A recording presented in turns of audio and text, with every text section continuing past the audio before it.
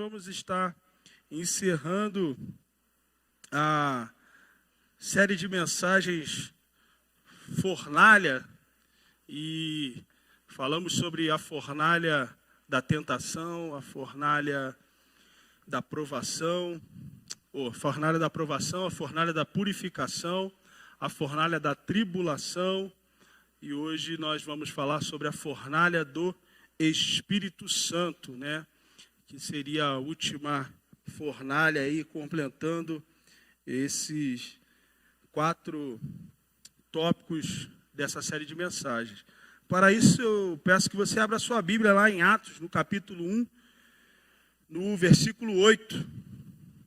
Atos 1, 8.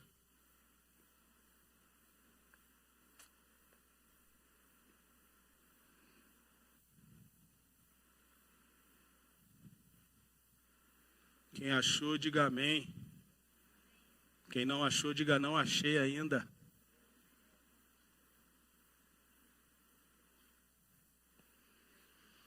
Podemos? Contudo, recebereis poder quando o Espírito Santo descer sobre vós, e sereis minhas testemunhas, tanto em Jerusalém, como em toda a Judéia e Samaria, e até os confins da terra.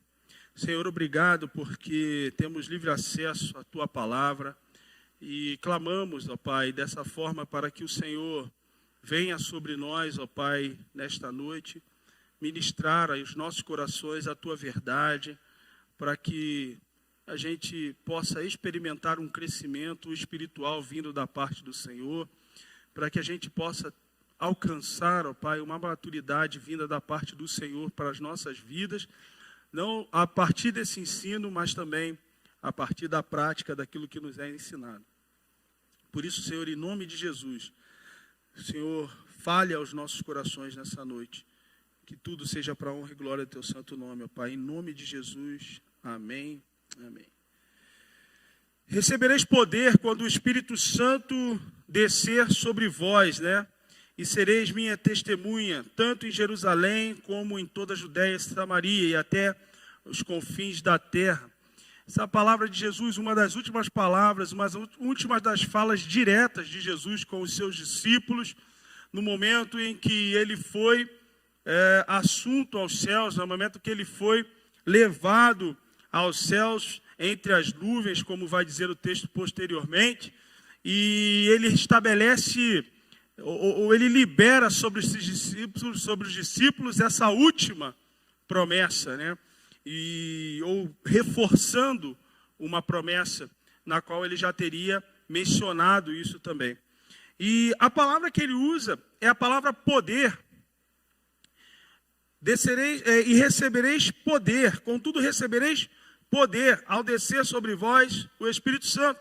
E a palavra que ele usa poder é a palavra no grego dunamis, que significa poder, significa força, mas tem um terceiro sentido dela que eu gosto mais do que poder e força, que é a palavra que é o sentido de capacidade para fazer. Então, Jesus ele fala para os discípulos o seguinte: contudo recebereis capacidade para fazer, quando descer sobre vós o Espírito Santo.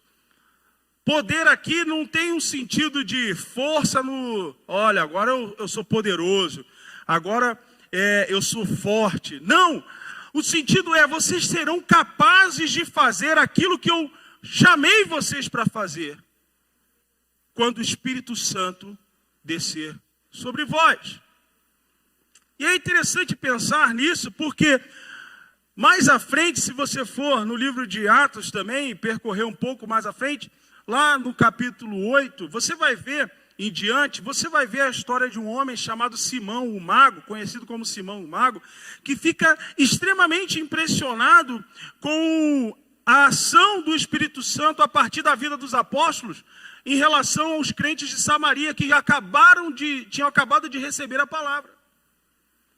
Tanto que ele ficou impressionado que ele chegou para Pedro e falou assim: quanto custa para que eu tenha esse poder?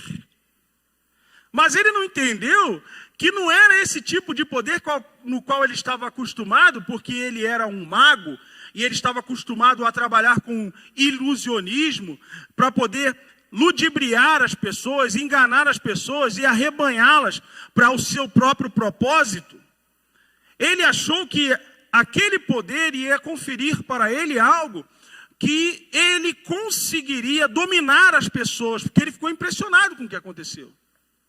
E o apóstolo Pedro meio que amaldiçoa ele, né? Por conta do que ele tenta fazer. Porque ele não entendeu a ideia do que significaria o poder do Espírito Santo na vida de alguém. Jesus é bem claro em dizer: vocês vão receber poder. Vocês vão receber capacidade para fazer.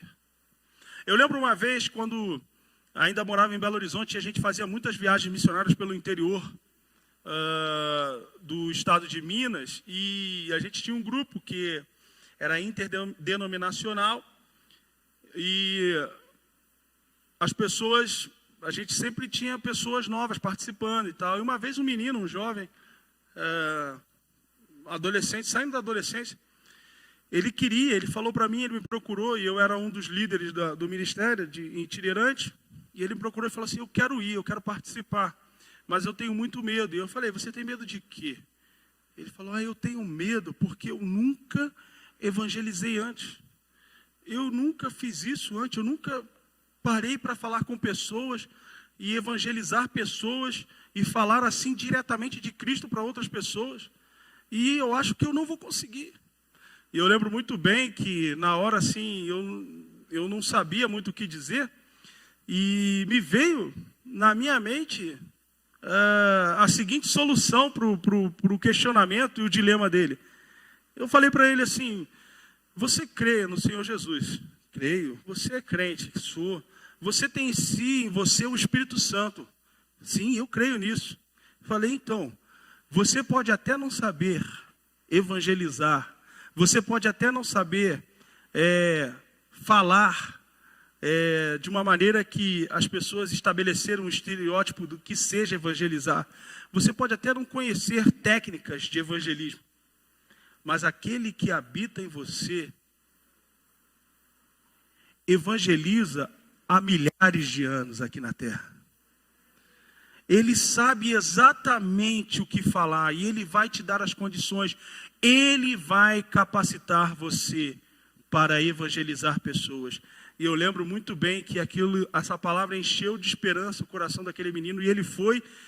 E depois que ele foi, ele nunca mais deixou de ir com a gente, e ele foi em todas as viagens missionárias. Entrou para o seminário, fez o seminário, e hoje ele está lá no Canadá. Deus é quem capacita. É o poder de Deus que nos dá a capacidade de fazer aquilo que Ele nos chamou para fazer. Paulo, aos Coríntios, vai dizer o seguinte: nenhum soldado que é convocado para uma guerra, ele é arregimentado, ele vai participar dessa guerra, ele vai se envolver, ele vai à frente da batalha com as suas próprias custas. O apóstolo Paulo vai dizer o seguinte: antes, quem o arregimentou, ou seja, quem o convocou para a guerra, é quem banca as custas desse soldado. Imagina você entrar numa guerra, você ser convocado, você ir para o fronte de batalha e o governo falar assim para você: vem cá, deposita cerca de 20 mil reais, que vai ser mais ou menos o custo da operação por soldado no período que você vai ficar lá. Você pega esse dinheiro, você deposita para o governo, porque você tem que se bancar nessa guerra. Isso não existe. Quem arregimenta, quem convoca, é quem banca.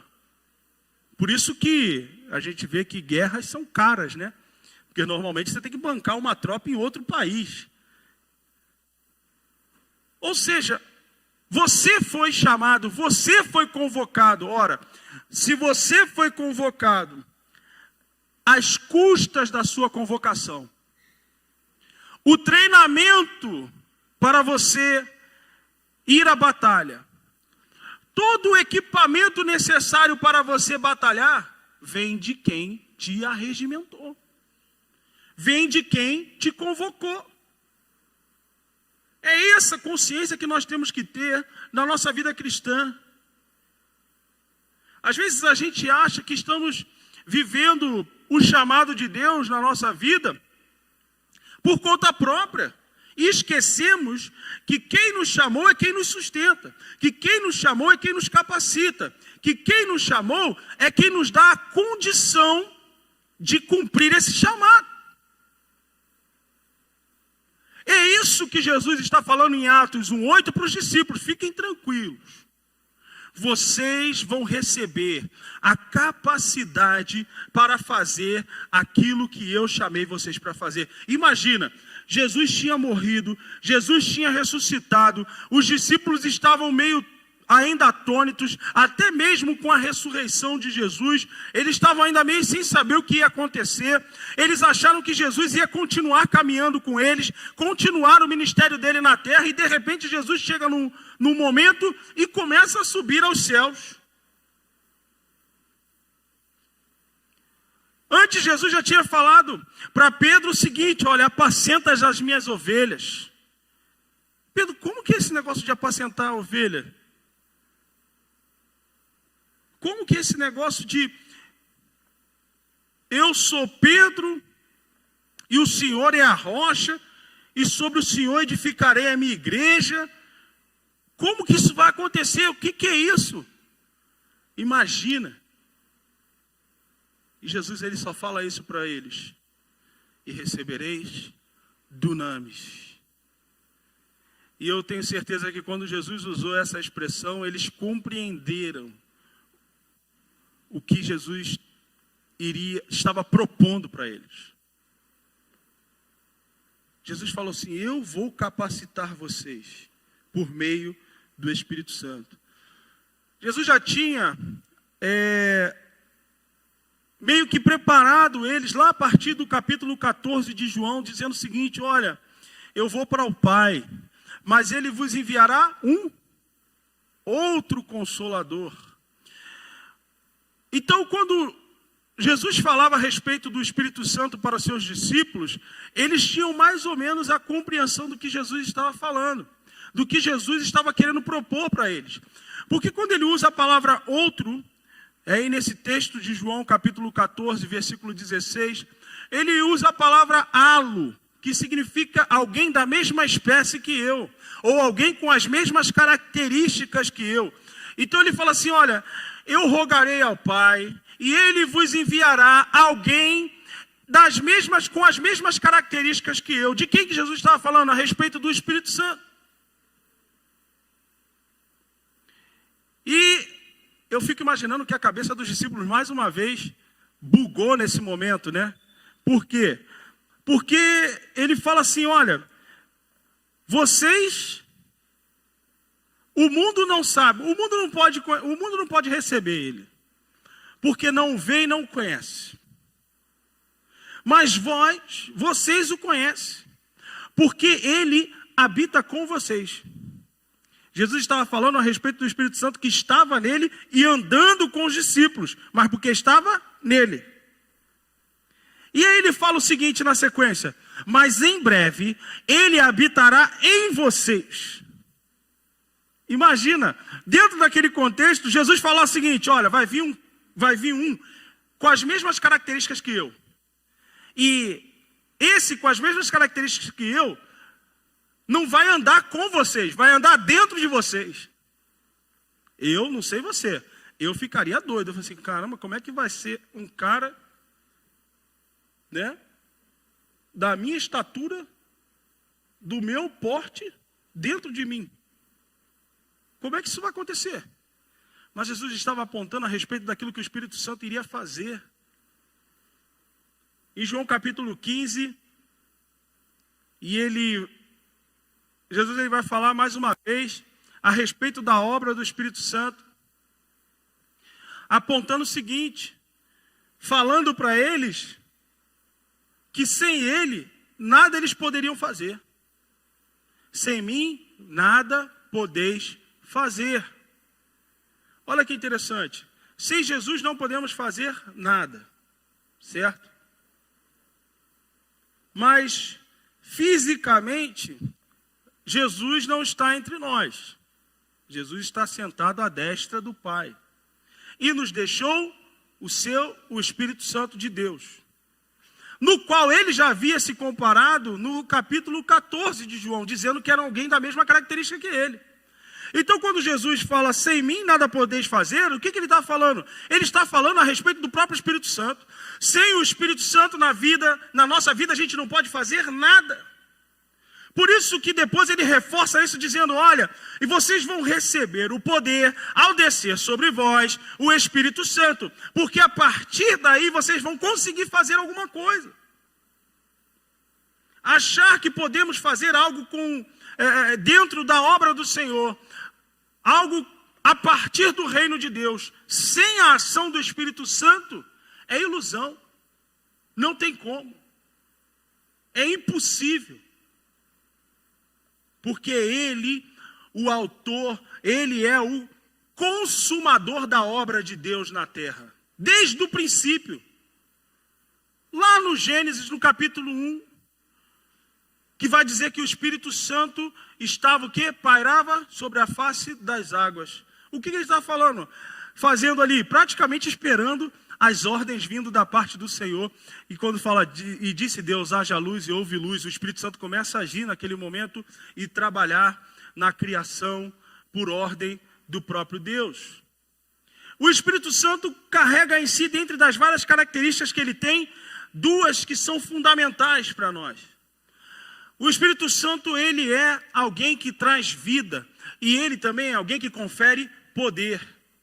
Lá em Gênesis, no capítulo 2, no versículo 7, vai dizer que Deus criou o homem do pó da terra, né, e soprou o seu fôlego de vida na narina do homem, e o homem passou a ser alma vivente. A palavra soprou no hebraico é a palavra ruá, que significa espírito. Ou seja, através do Espírito de Deus, a vida de Deus entrou no homem, o homem passou a ser alma vivente, porque o Espírito de Deus é quem leva a vida para dentro do homem.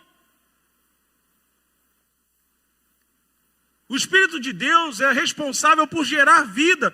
Jesus fala isso para Nicodemos, lá em João capítulo 3. O que é nascido da carne é carne, o que é nascido do Espírito é Espírito, ou seja, Espírito gera vida. O anjo fala para Maria a respeito de Jesus, quando ela pergunta e fala assim, como isso vai acontecer? Porque eu não tive relação sexual com nenhum homem, como eu vou poder engravidar de um filho? E aí ele vai dizer o seguinte, descerá sobre ti o Espírito Santo. O poder do Altíssimo irá envolver você e você conceberá um filho, porque o Espírito Santo gera vida. E o Espírito Santo também confere poder, capacidade para fazer. Sem o Espírito Santo nada podemos fazer. E aí duas diferenças que eu queria mostrar para vocês os discípulos sem poder e discípulos com poder. Lá em João capítulo 20, versículo 22, vai dizer o seguinte, e tendo dito isto, soprou sobre eles e disse-lhes, recebei o Espírito Santo. Então deixa eu contextualizar você. Jesus estava, os discípulos estavam trancados numa casa, de repente Jesus aparece no meio dessa casa, no meio deles, e eles lá reunidos, Jesus começa a conversar com eles, e no final dessa conversa Jesus coloca o seguinte, toma essa atitude, soprando sobre ele, disse, recebei o Espírito Santo. Qual é o sentido disso?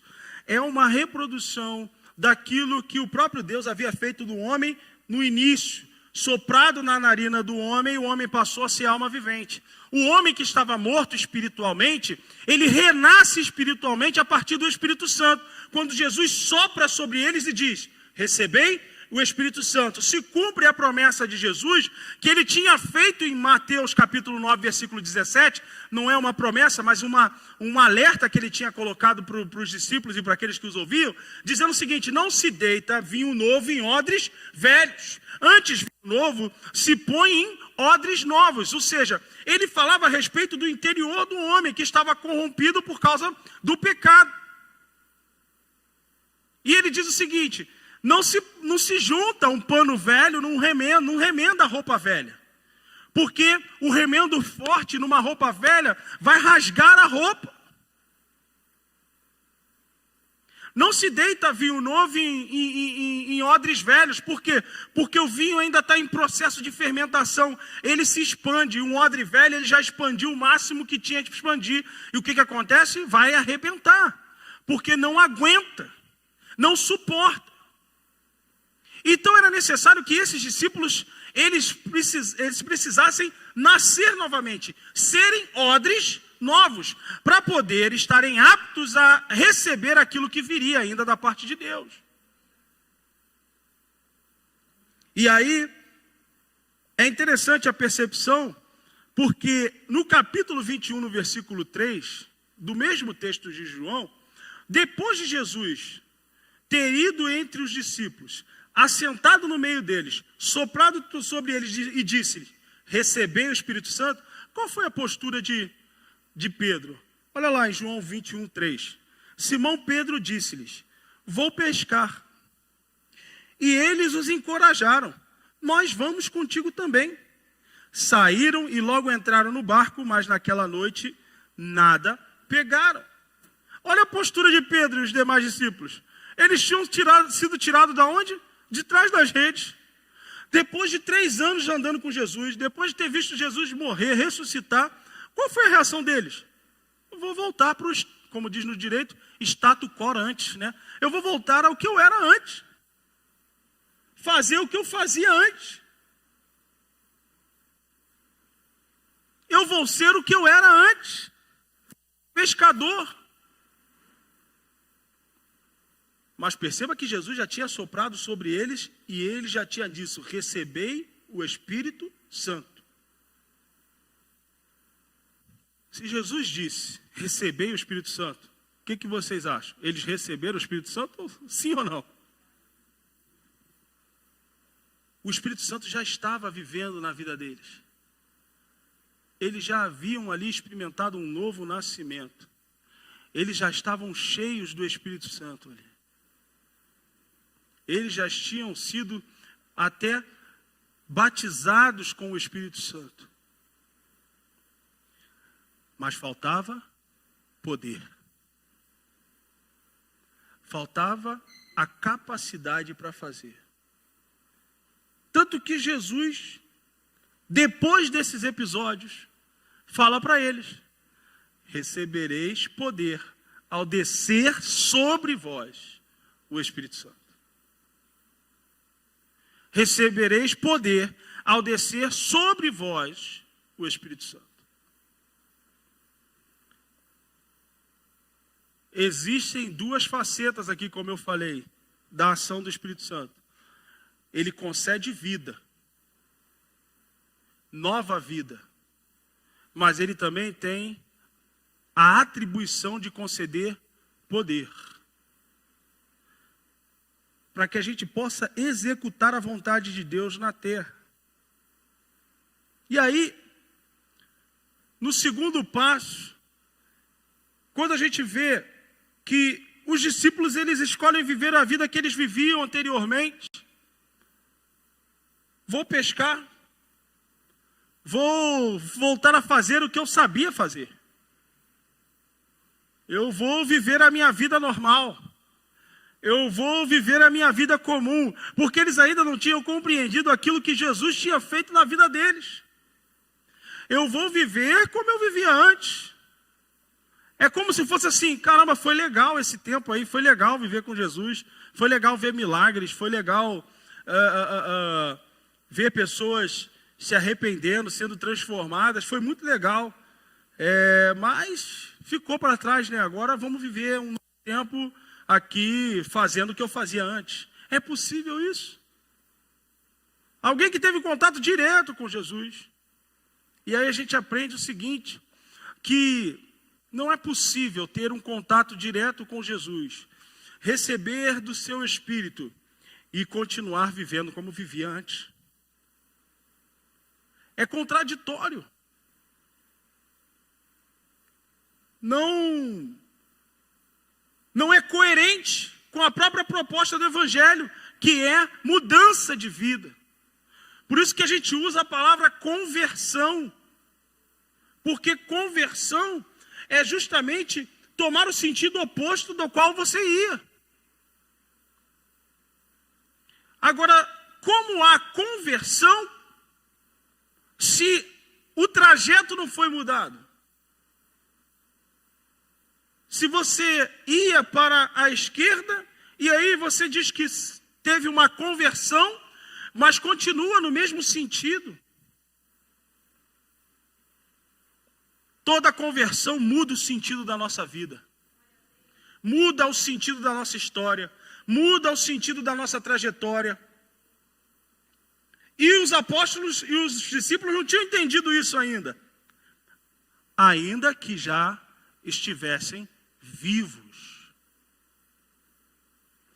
Existem muitos crentes que nasceram de novo, que estão vivos, que estão salvos, mas ainda carecem de experimentar o poder, a capacidade para fazer. É o crente SSS, já ouviu? Salvo, sentado e satisfeito. Tá bom, estou salvo, estou aqui sentado, satisfeito com a minha vida, vou voltar a pescar. Uma vida sem poder. É uma vida que não produz frutos para o reino de Deus. E nós estamos aqui para frutificar. E não para sermos como aquela figueira que Jesus vê, ela com folhas bonitas, e as folhas da figueira verdes indicavam que ela tivesse fruto. Era um indício de fruto na figueira, era indício que tinha figo lá. Quando Jesus ele se aproxima, cheio de fome, para procurar um figo sequer para comer, não tinha nenhum. E aí ele amaldiçoa aquela figueira e ela seca na hora. Por quê? Porque ela era uma figueira enganosa. Tinha uma folhagem bonita, mas nenhum fruto. Muitos crentes estão com a folhagem bonita, mas não tem fruto nenhum. A Bíblia fala que é pelos frutos que nós seremos conhecidos. Pelos frutos conhecereis. E nós precisamos frutificar. E para frutificar é necessário poder. Porque justamente essa frutificação vem a partir dessa ação do Espírito na nossa vida, que nos dá a condição de poder produzir esses frutos. Ninguém pode produzir frutos a partir de si mesmo, senão pelo Espírito Santo, porque sem ele nada podemos fazer. Mas aí há uma guinada na história, e aí percebemos uma faceta ou uma característica dos discípulos, melhor dizendo, que estavam sem poder, e agora os discípulos com poder. Lá em Lucas 24, 49, vai dizer o seguinte: eis que eu sobre vós envio a promessa de meu Pai, contudo permanecei na cidade, até que sejais revestido do poder do alto. Olha Jesus falando mais uma vez: aguardai em Jerusalém, até que do alto vocês sejam revestidos de poder. Em Atos 1:8 ele reforça isso que ele tinha falado em Lucas no capítulo 24, dizendo o seguinte: olha, recebereis poder ao descer sobre vós o Espírito Santo, e vocês vão ser testemunhas daquilo que eu faço, daquilo que eu digo, daquilo que eu represento, não só na Judéia, não só em Samaria, mas até os confins da terra. Mas Jesus está falando, mas é preciso poder, é preciso capacidade, é preciso que alguém vos capacite a isso, porque isso é obra de Deus, e só Deus pode capacitar os seus escolhidos e os seus servos para a sua obra. Ou você conhece algum curso de capacitação para ser instrumento de Deus? Tem uns por aí que eu já vi, né? Mas não faz não que é furada, com certeza.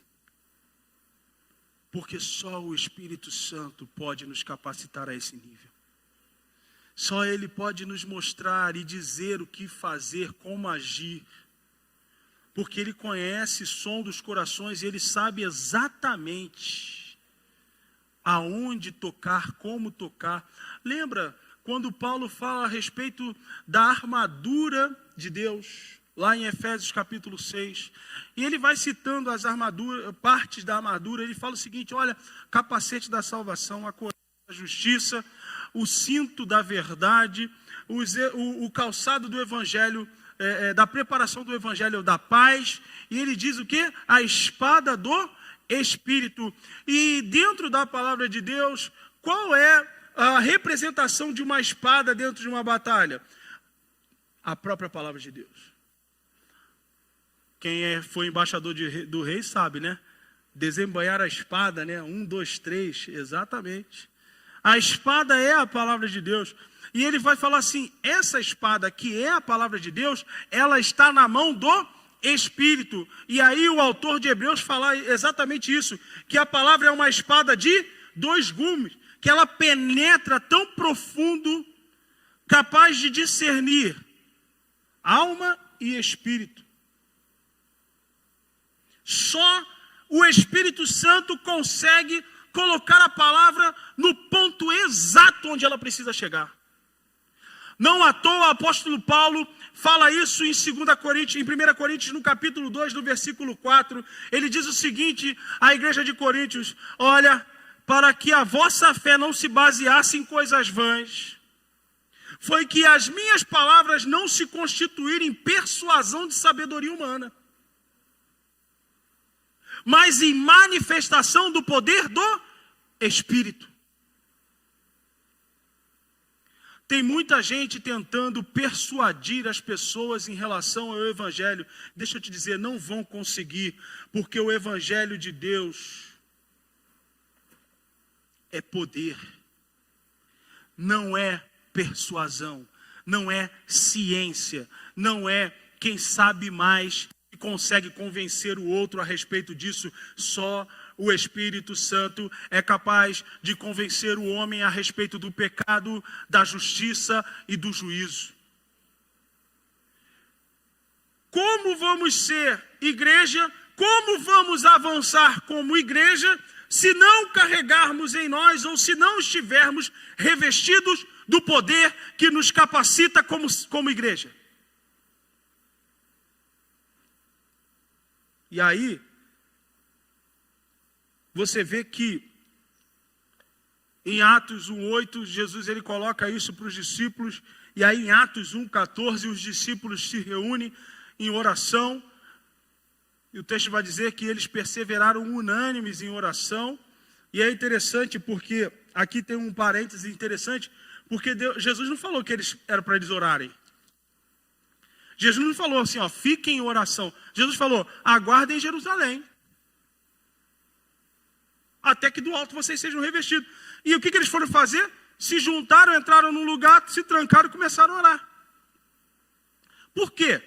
Porque eles haviam andado com Jesus durante tempo suficiente para aprender com as suas atitudes, que quando houvesse algum momento de dúvida, de espera, ou sem saber o que você deveria fazer naquele momento, a sua atitude é orar. Jesus, quando está prestes a ser preso para ser crucificado, o que ele foi fazer? Orar. Se coloca em postura de oração, vai lá para o Getsemane, e por 3 vezes ele fala, ó, se possível, passa de mim esse cálice.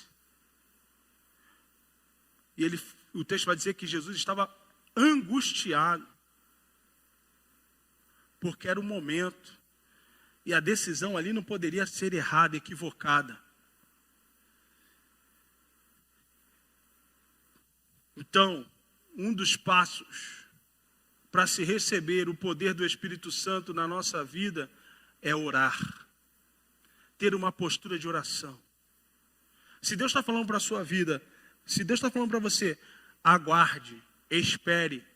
Aguarde e espere em oração. Se Deus está falando para você, não é o momento, não é agora, permaneça em oração, porque o momento de Deus chegará. Ele sabe exatamente qual é o momento. Às vezes a gente não tem esse hábito, às vezes a gente é afoito, a gente é ansioso e a gente quer as coisas para ontem. Só que Deus não trabalha a partir do nosso tempo, porque Ele tem o seu próprio tempo. Ele é o tempo. E o tempo dele é perfeito. Eu gosto muito daquela música, né, da Renascer. Jesus, plano melhor, nunca chega atrasado. A sua hora é perfeita, sua maneira a mais linda. Eu só quero a tua vontade, seja feita a tua vontade, assim na terra como no céu.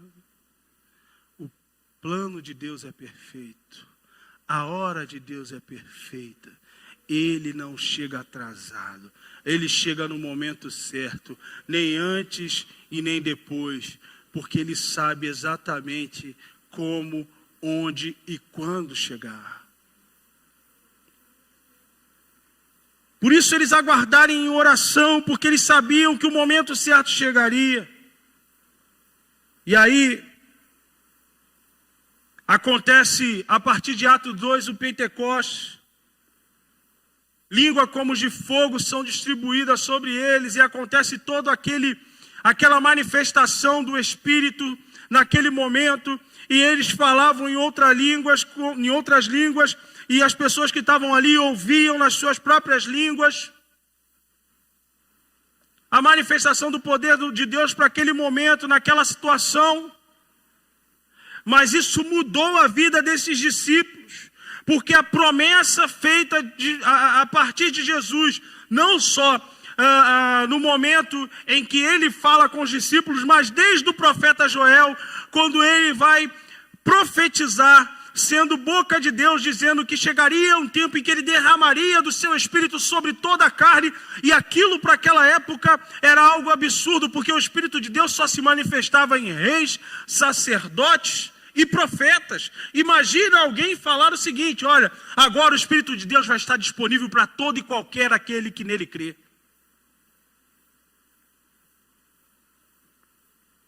Era algo grandioso, poderoso demais. E eles experimentam esse momento em Atos capítulo 2, onde a promessa feita a partir de Joel se cumpre. E aí, o vinho novo, é interessante isso, lá em Atos capítulo 2, no versículo 13. Entretanto, outros, para ridicularizá-los, exclamavam: estes, olha a expressão que eles usam, estes estão cheios de vinho novo. O que Jesus diz em Mateus 9,17? Não se deita vinho novo em odres velhos. Antes, vinho novo se deita em odres novos. O que Jesus fez com eles em João capítulo 20, versículo 22? Soprou sobre eles e eles foram cheios do Espírito Santo, e eles ali nasceram de novo. O odre que era velho se tornou novo, e nesse momento eles foram cheios do vinho novo, a tal ponto que aqueles que tentaram ridicularizá-los endossaram a promessa de Deus sobre eles, falando: olha lá, eles estão cheios de vinho novo. Nada que está escrito na Bíblia está escrito à toa. E efetivamente eles estavam cheios de vinho novo, porque aquilo que Jesus tinha falado em Atos 1:8 estava se cumprindo na vida deles, e eles estavam sendo capacitados pelo Espírito Santo para fazer aquilo que eles foram chamados para fazer. A postura dos capacitados é diferente daqueles que não se deixam capacitar. A postura dos que são capacitados é diferente daqueles que não se deixam capacitar. Lembra o que a gente leu aqui em João 21, versículo 3, que o que Pedro foi fazer? Ele olhou e falou assim, na praia, bateu a brisa, o vento, uma nostalgia, uma saudade, 3 anos que ele não fazia isso. O que ele disse? Eu vou pescar. E vocês vão comigo? Vamos. Mas depois que ele é capacitado pelo poder do Espírito, a postura de Pedro muda. Olha o que diz Atos 2,14. E aconteceu que, colocando-se em pé, juntamente com os 11, Pedro tomou a palavra e em alta voz pregou à multidão reunida. Depois que ele foi capacitado pelo poder, nunca mais voltou a pescar. Foi pescar homens, exatamente como Jesus havia falado para eles no início da caminhada. Eu farei de vocês pescadores de homens. A partir do momento em que eles são envolvidos pelo poder do Espírito Santo, a postura muda. A partir do momento em que você se deixar ser envolvido pelo poder do Espírito Santo, a sua postura vai mudar. A partir do momento em que você se deixar capacitar pelo poder que há disponível no Espírito de Deus, e que esse Espírito está em você,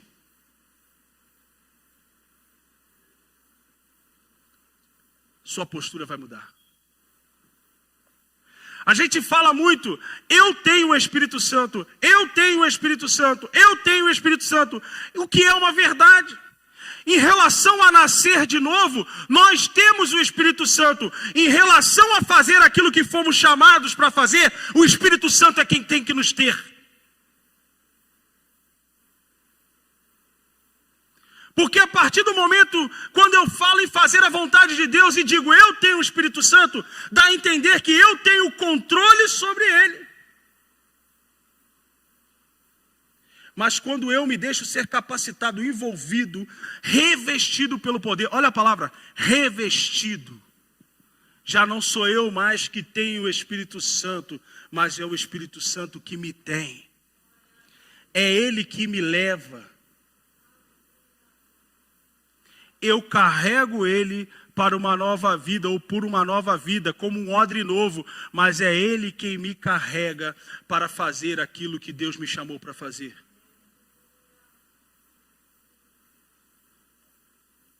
Precisamos viver uma vida com poder, capacitados pelo poder, para que a gente possa experimentar qual seja a boa, perfeita e agradável vontade do Senhor sobre as nossas vidas. Precisamos viver uma vida de poder, uma vida dominada pelo Espírito Santo. Precisamos nos deixar levar pelo Espírito Santo. Precisamos nos submeter ao revestimento do Espírito Santo. Para que efetivamente a gente seja capacitado a fazer aquilo que nós precisamos fazer. O que você precisa fazer? O que Deus te chamou para fazer?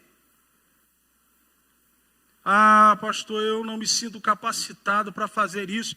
Me chamaram para fazer isso na igreja, mas eu não sei. Ah, me convidaram para participar disso, mas eu não me sinto apto. Você não precisa se sentir apto.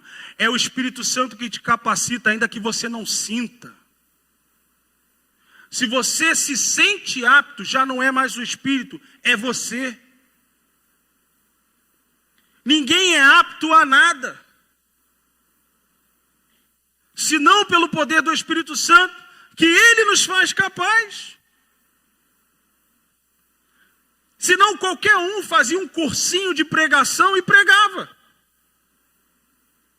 Senão qualquer um fazia aí uma preparação para determinada ação dentro da obra do reino de Deus e pronto.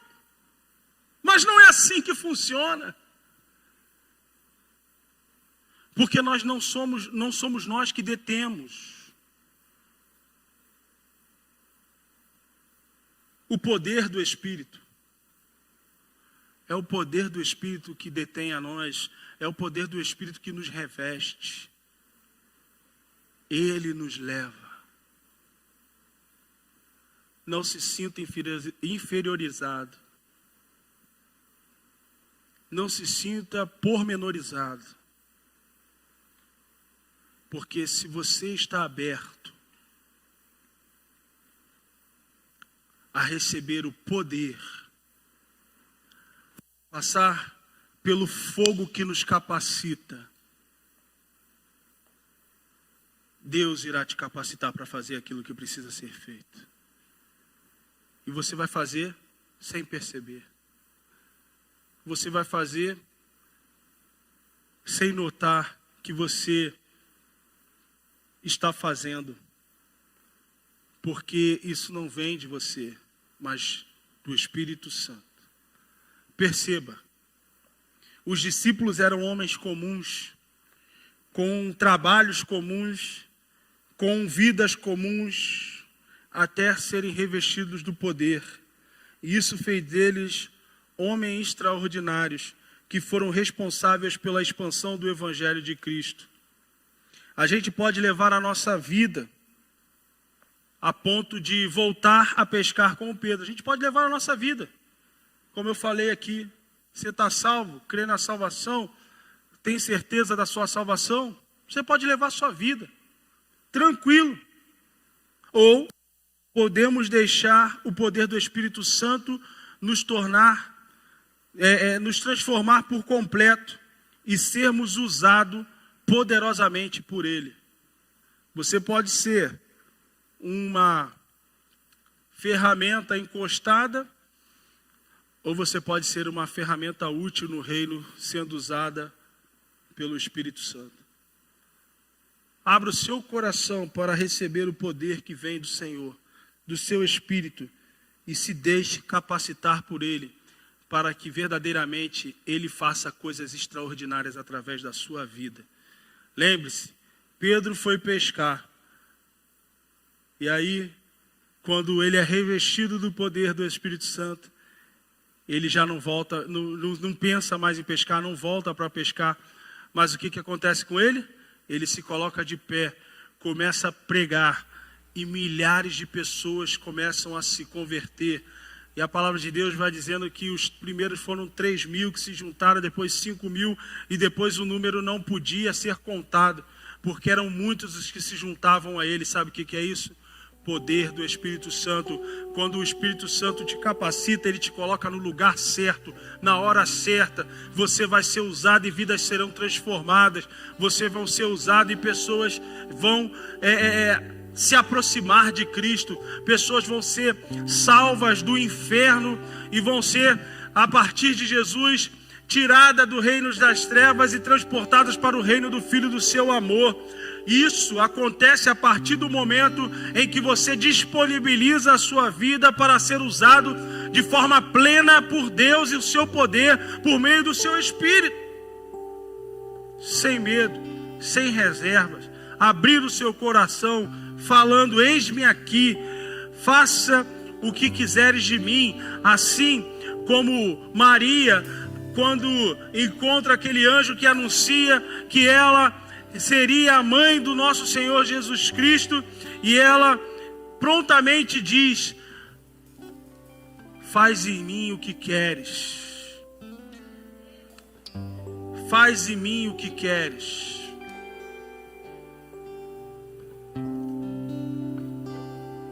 Deixe-se usado pelo Espírito de Deus. Seja revestido pelo poder que capacita a exercer aquilo que você foi chamado.